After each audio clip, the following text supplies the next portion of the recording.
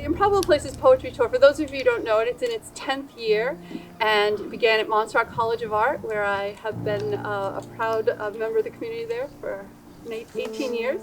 But it started with this idea of trying to bring together some of the things that I love: poetry, Montserrat, and my community. So I've been traveling around to places and throwing out a call for work and sort of seeing who shows up, what kind of poets are interested in writing about place, and sort of building that community of writers.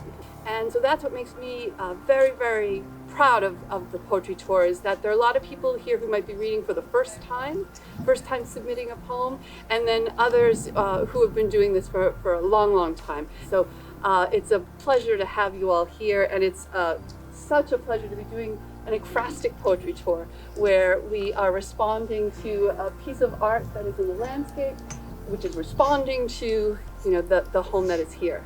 Tonight we're going to hear from about 20 poets, each with one poem that somehow makes its way through one of those portals out there and brings us either to here, to the natural world, or to somewhere that is a memory, a metaphor, some representation of a maze, of a tunnel, of a home, of plumbing.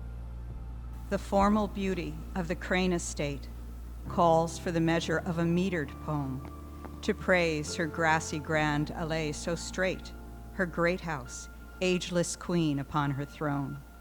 Water is the stonemason, a Michelangelo who sculpts his travertine medium into stalagmites and stalactites. A big house with multiple bedrooms and baths, sprawling windows, illuminated walkways, and long drive, capturing a premier view of the sprawling village below.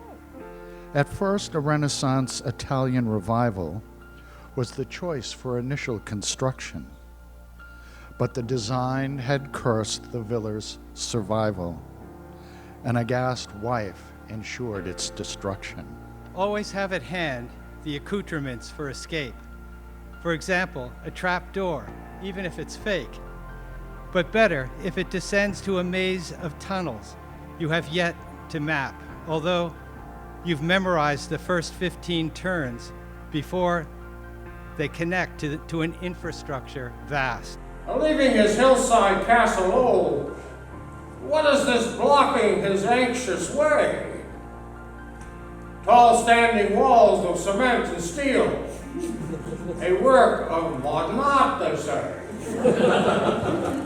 It's not just a work of art, it's a tunnel of fun for old and young. I wander the maze, catch glimpses through openings of forest and slate gray sky, views from the 1920s, the old hedge maze. Forming a universe near the autumnal tide where maze-goers used to hide. You understand what it means to fall?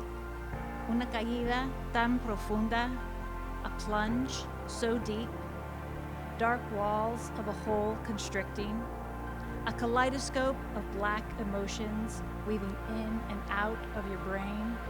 Beads of sweat pool, drip down my arms, salty drops of disappointment. Rather than persevering down, I propel forward, an easier route through turmoil, a passage, not a deepening. Let this water and this knowing kiss you as you breathe. Come clean and rise again. I shake myself dry as my child pirouettes by, carrying a kaleidoscope as if world peace blossomed in her palms. His young son once said all people were connected, and they both sat quietly with this wisdom. In hearts that beat with drum-like bliss, light air which swirled in blue.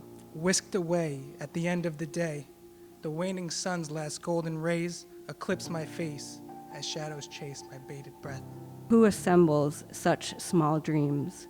They exist and wait to be dreamed. And really you have brought me love with 2 hands, then closed them for some time like a gospel gone unheard in crowd. Driving through the dark covered bridges, overpasses heavy as a bell, unlit like the color of concrete.